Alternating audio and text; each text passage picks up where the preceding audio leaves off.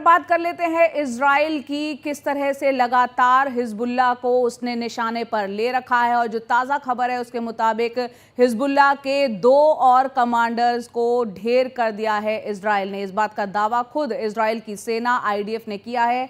तो हिजबुल्लाह के 2 और कमांडर यहां पर ढेर कर दिए गए हैं इजराइल की तरफ से। आतंकी अहमद मुस्तफ़ा अल हज अली इसमें जो है हमले में मारा गया है। साथ ही आपको बता दें हिजबुल्लाह का जो कमांडर था अहमद मुस्तफ़ा, वो सैकड़ों मिसाइल अटैक का जिम्मेदार, उसको IDF जो इजराइल की सेना है उसने बताया कि सैकड़ों मिसाइल अटैक में वो शामिल था। और आतंकी मोहम्मद अली हमदान भी मारा गया। यानी कुल 2 कमांडर्स यहाँ पर हिजबुल्लाह के उनको निशाने पे लिया गया और उनको मारा गया है। हिजबुल्लाह का एंटी टैंक जो कमांडर है वो भी यहाँ पर अली हमदान बेरूत में ये जो हमले किए गए हैं उसमें हथियार डिपो में ये तबाही की तस्वीरें आप मेरे पीछे देख रहे हैं। किस तरह से बेरूत जो कि लेबनान की राजधानी है वहाँ पर ये हमले हुए हैं और टारगेट करके ये, क्योंकि ये हथियारों का पूरा डिपो यहाँ पे बताया जा रहा है, टारगेट करके ये हमले किए गए। ये तस्वीरें आप देखिए कि किस तरह से ये हमले सीधे तौर पर हुए और हिजबुल्लाह के 2 कमांडर इसके अंदर ढेर बताए गए हैं। IDF ने इस बात का दावा किया है कि उसके हिजबुल्लाह के 2 कमांडर उसने ढेर कर दिए हैं।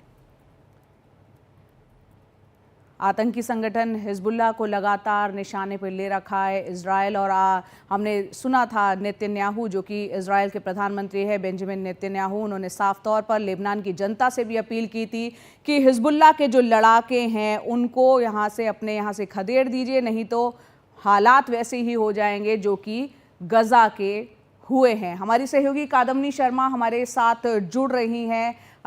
कादम्नी, यहाँ हम तस्वीरों में देख रहे हैं किस तरह से टारगेट करके ये अटैक हुआ है। हिजबुल्लाह के 2 और कमांडर्स का ढेर होना, किस तरह से यहाँ पर लेबनान में हिजबुल्लाह की मौजूदगी और ये इजराइल के हमले को अब देखा जाए? देखिए, लगातार हमने देखा है कि हिजबुल्लाह के जो ठिकाने हैं दक्षिणी लेबनान में या फिर बेरूत के दाहिए इलाके में, वहां पर इजराइल जो है लगातार एयर स्ट्राइक्स कर रहा है। प्रेसिशन स्ट्राइक्स वो उसको बोलता है, क्योंकि वो उन्हीं जगहों पर हमले कर रहा है जहां हिजबुल्लाह के या तो कमांडर के होने की खबर उसको मिलती है, या फिर जहां हथियार जमा होते हैं, या फिर कोई हेडक्वार्टर होता है, चाहे इंटेलिजेंस का हेडक्वार्टर हो या हिजबुल्लाह का खुद का हेडक्वार्टर हो, या कहीं पर बैठक हो रही होती है हिजबुल्लाह के लड़ाकों की, तो उनको खास तौर से निशाना बनाया जाता है। और जब इस तरह से कोई कमांडर मारा जाता है तो इसके बारे में जानकारी भी IDF जो है इजरायली सेना वो देती है। एक तरह से वो इसलिए भी देती है कि उसके हमले जो है पिन पॉइंट करके किए गए हैं, ये बताने के लिए, ताकि आम लोगों को कम से कम नुकसान हो। दूसरी ये कि एक तरह से एक जो हिम्मत है वो तोड़ने की भी हिजबुल्लाह की कोशिश उसकी रहती है, ताकि उनको ये अंदाजा हो कि कैसे एक के बाद एक उसके कमांडर मारे जा रहे हैं। और सबसे कमजोर स्थिति में अभी है हिजबुल्लाह, ये तो खुद PM बेंजामिन नेतन्याहू ने अपनी जो अपील थी लेबनान के लोगों से उसमें भी कहा। तो ये कोशिश यही है कि ज्यादा से ज्यादा नुकसान हो, जहां तक हिजबुल्लाह का सवाल है। बिल्कुल कादम्नी, आप हमारे साथ बने रहें, क्योंकि हमने देखा था कि नेतन्याहू का वो बयान भी दिखाया था जिसमें लेबनान में जो जनता है उनसे अपील की थी और तरीके से कहीं ना कहीं धमकाया भी था, एक संदेश भी देने की कोशिश की थी कि हिजबुल्लाह की मौजूदगी अगर लेबनान में रहती है तो उसका वही हाल होगा जो कि गजा का हुआ था। आप हमारे साथ बने रहें क्योंकि यहाँ एक बहुत ही अहम बातचीत हुई है। इजराइल के प्रधानमंत्री बेंजामिन नेतन्याहू ने यहाँ पर अमेरिकी राष्ट्रपति जो बाइडेन और उपराष्ट्रपति कमला हैरिस से फ़ोन पर बात की है और ये लंबी बातचीत हुई है। इस दौरान अमेरिकी राष्ट्रपति जो बाइडेन ने सुरक्षा को लेकर इजराइल के अधिकारों का समर्थन किया है। 1 अक्टूबर को इजराइल पर ईरान के बैलिस्टिक मिसाइल हमले की निंदा भी की है।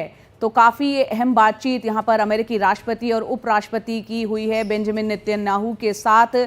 गजा पर दोनों नेताओं ने हमास की कैद में बंधकों को रिहा करने के लिए कूटनीति को एक नए ढंग से शुरू करने की तत्काल ज़रूरत पर भी चर्चा की। तो यानी कि इजराइल जो गजा को निशाने पर 1 साल से ज़्यादा का वक्त हो गया ले रहा है, उस पर भी बातचीत हुई है। ये आप तस्वीरें देख रहे हैं यहाँ पर जो बाइडेन को, और यहाँ पर आप बता दें आपको कि लगातार जिस वक्त से इजराइल और लेबनान के बीच में ये संघर्ष शुरू हुआ है, तनाव बढ़ता चला जा रहा है। ये बातचीत को समझने के लिए हमारी सहयोगी कादम्नी शर्मा हमारे साथ मौजूद है। कादम्नी, यहाँ पर काफ़ी लंबी, शायद 50-51 मिनट तक ये फ़ोन पर बातचीत हुई है। बातचीत में क्या कुछ हुई, बातचीत हमारे दर्शकों को एक बार बताएं।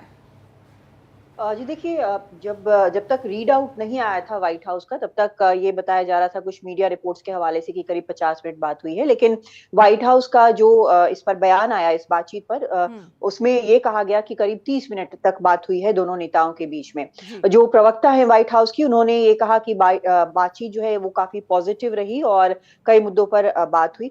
जो बयान आया व्हाइट हाउस की तरफ से, उसमें ये, जैसा कि आपने भी बताया, कहा गया कि किस तरह से ईरान के हमले की निंदा की गई। ये भी कहा गया कि इजराइल को आत्मरक्षा का अधिकार है।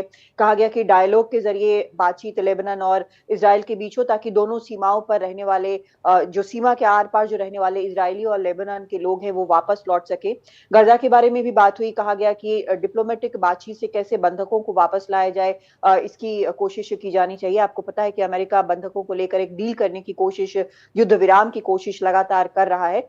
ये भी कहा गया कि मानवीय स्थिति जो गाजा में बनी हुई है इजराइल के हमले से, उसके बारे में भी बात की गई। लेकिन जो एक बात जिसके बारे में सबको जानना है कि इजराइल का जो जवाबी हमला ईरान पर होना है, ईरान के 1 अक्टूबर के हमले के बाद, उसके बारे में क्या बात हुई। लेकिन उसके बारे में कोई बात खुलकर यहाँ पर नहीं सामने आई। ऐसा होगा भी नहीं कि हमला किस तरह से किया जाएगा वो खुलकर बताया जाएगा। लेकिन ये मानना चाहिए कि दोनों के बीच इस बारे में भी बात हुई होगी कि इजराइल का जवाब क्या होगा। अब इस पर कयास ये लगाए जा रहे हैं कि क्या ईरान के परमाणु ठिकानों पर हमला होगा, या फिर उनके जो ऑयल के कुएं हैं उनके ऊपर हमला होगा, या फिर मिलिट्री इंस्टॉलेशंस पर हमला होगा। क्योंकि जो रक्षा मंत्री हैं इजराइल के योव गैलेंट, उन्होंने इस बातचीत के ठीक पहले ये कहा कि ईरान पर जबरदस्त हमला होगा, वो घातक हमला होगा, चौंकाने वाला होगा, और ऐसा होगा कि ईरान सोचेगा कि कैसे हुआ और समझ नहीं पाएगा। लेकिन गुरुवार को, मतलब आज, जो ईरान के विदेश मंत्री हैं, उन्होंने एक इंटरव्यू में कहा कि वो हर स्थिति के लिए, ईरान जो है हर परिस्थिति के लिए वो तैयार है। और ईरान लगातार कहता रहा है कि अगर उसके ऊपर जवाबी हमला हुआ तो वो और भी भयानक हमला करेगा। इस बीच हम लगातार देख रहे हैं कि हिजबुल्लाह के रॉकेट जो हैं वो इजराइल में गिर रहे हैं। कल 2 इजरायली नागरिकों की ऐसे ही मौत हुई है, तो कई लोग घायल हुए हैं। तो ये भी लगातार जारी है, और तो और गाजा की तरफ से भी रॉकेट अब भी चलाए जा रहे हैं। बिल्कुल, यहाँ पर आपने पूरा बयां किया कि किस तरह से हालात अभी बने हुए, और काफ़ी यहाँ पर नज़र बनाए रखना ज़रूरी है कि अगला स्टेप इजराइल का अब क्या होता है, खासतौर से ईरान के हमले के बाद क्या रणनीति इजराइल की रहती है। बहुत बहुत शुक्रिया कादम्नी, ये तमाम अपडेट हमें देने के लिए।